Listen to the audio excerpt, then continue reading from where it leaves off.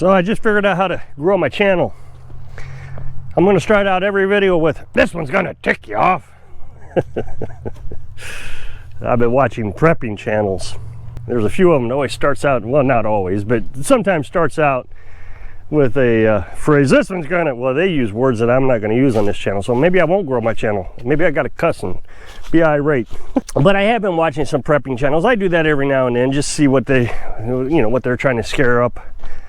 And it's always fear, fear, fear, fear, fear. I think living without fear and being prepared is much better. I just don't have to worry about anything. So I see these preppers and I know what it is. And I've tried to explain this before and I'm not sure I really got my point across. Preppers, they go out and buy a bunch of stuff, but they can't use the stuff until they're actually in a situation where they have to use it. And I know how it feels. Like I just bought this generator and I've decided I'm not going to use this new generator until the old one dies. Well, man, I'm really wanting to use it.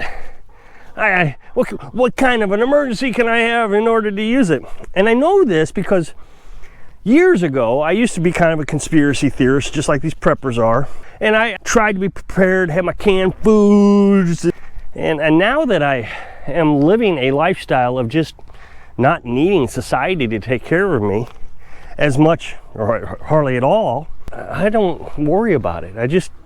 I feel comfortable. Of course, I could be just old age, like, okay, I'm just more relaxed than I was when I was younger, but I don't think that's what it is. Don't get me wrong, I mean, things are happening in the world that are just kind of worrisome, but yeah, that one's gonna not be good. Before I get started, I do want to say, although all the news would indicate that things are really getting bad out there, gas prices going up and food prices going up, inflation's going up, and we got a potential World War III going on.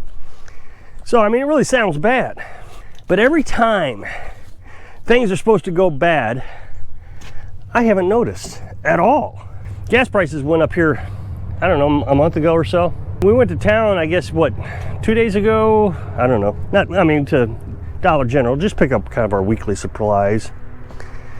We go more now just to get the ice cream. We go once a week to get some ice cream. Gas prices came down 10 cents. So again, you know, although, yeah, it spiked for a little bit, but it appears it might be coming back down. So we have all these preppers out there saying the end of the world, end of the world, end of the world. And it just doesn't seem to ever happen. So I want to put out a disclaimer that although I'm going to talk about prepping in this video, which I'm not a prepper, I want to make this clear. I don't see anything coming to a crisis at the moment. I mean, I guess it could happen, and that's why I live this life. It's just so I don't have to worry about it. You see all these preppers and they're always talking about things you got to stockpile and things you got to have. And I guess if you live in the city, yeah, you got to have these things. I don't think we need a lot of these things that people talk about. I think I can do without. I can food, chickens, and we raise chickens. We got firewood, and you know all the things we got. We got unlimited supply of water, and we can live here without ever leaving the property, I think, for a year and a half. Pretty easy. And even at that, I don't know if we'd have to leave the property. I think we could actually do without some things if need to be. But as far as food, I think we're in good shape. And it's not that we stockpiled, it's just when we find a sale on chicken, we grab a bunch of chicken and can it. We butchered our chicken, so it's not that we're stockpiling, it's just that this is a savings for us. And when you look at it that way, it's just, you know, you don't want to spend money. It's easier to be a prepper, I think, when you're poor. And so when you tell yourself you're poor, I don't want to go out and buy things, or I can't buy things, or whatever your case is, I think it's just easier when things go bad. Oh, toilet paper. Well, I rarely buy toilet paper anyways, you know, I'm always broke. And so, I mean, it's just, I'm not saying that's the case, but that was kind of a thing that happened 2 years ago. Just adapt.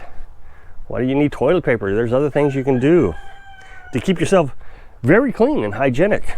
But I think one of the things that preppers never highlight is it doesn't matter how much stuff you got, eventually you're going to run out of stuff and you're not going to be able to replace it. So if we're talking about a long-term, you know, they always talk about this SHTF scenario. The whole world had just collapsed and I'm going to be the only one that survives. Well, you'll survive as long as your supplies last.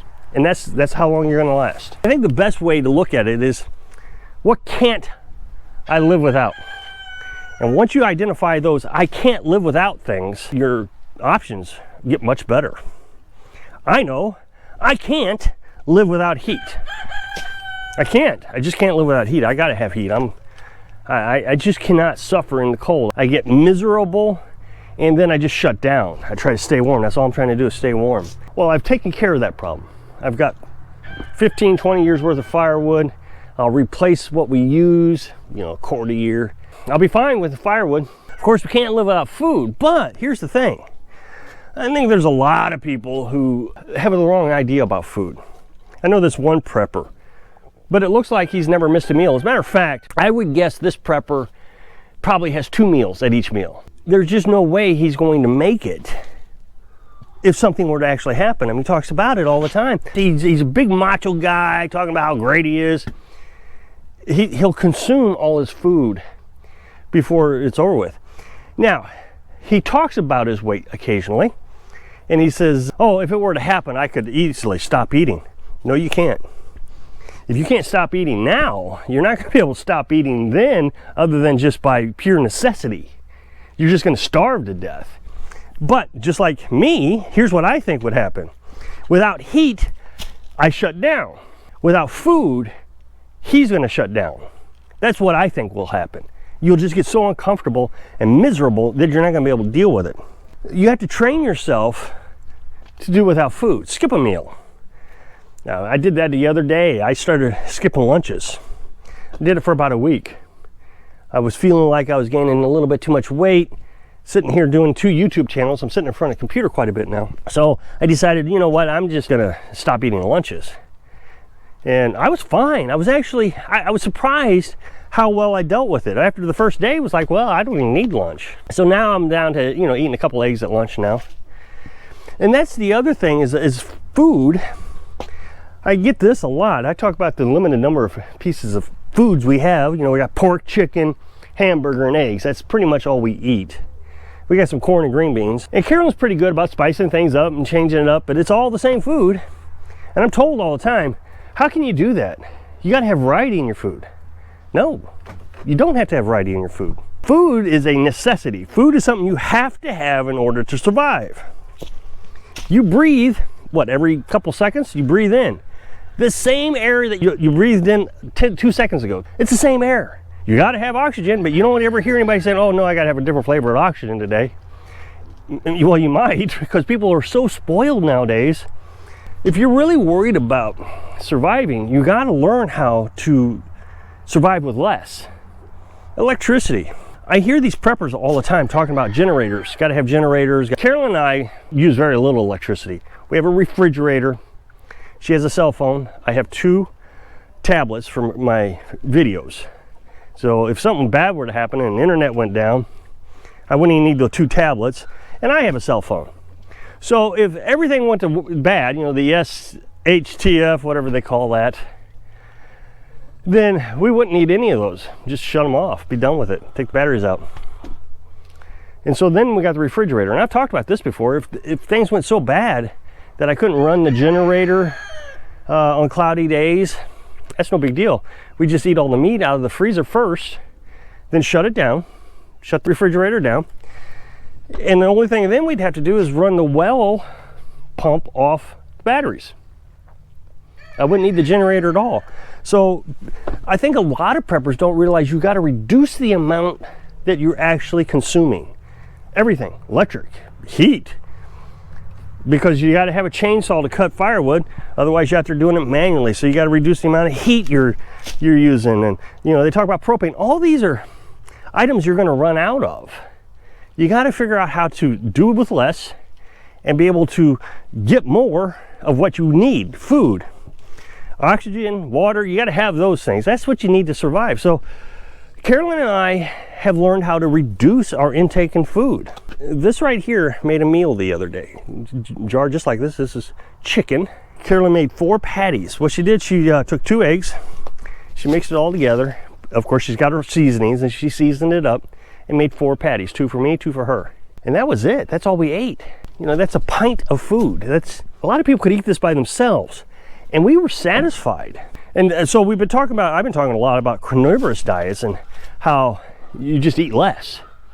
If we'd have mixed that with noodles, we'd have still been hungry. Noodles digest very fast. It's all sugars. Corn is sugar. And so you're just consuming and consuming and consuming.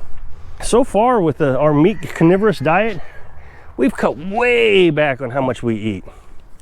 Now, a lot of people eat out of boredom. We're always busy. We always got something to do. When we are bored, you know, let's say the internet goes down. Well, okay, the internet goes down. And it happens quite frequently here because we have a cell tower that we have to get on. So when it goes down, let's come out and clean something up or do something, play with the chickens.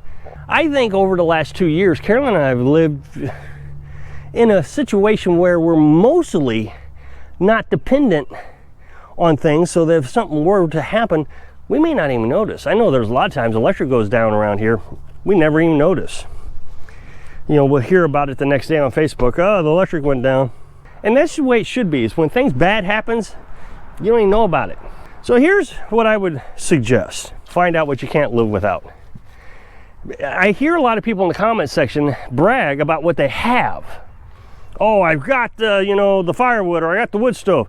But what is it that you don't have that you think you need? And then finally, I would actually do a 30-day challenge of simply living off of food and water. And seeing what else, and seeing if you could actually, shut off the electric. See if you can just live off the refrigerator. Everything else goes off. Maybe a tablet or a phone, and that's it. That's all you do. And see where you struggle with and what you need to do to correct that. So that would be my 30-day challenge to you. If you'll check out my other channel, I'd really appreciate it. Get to watch a funny video.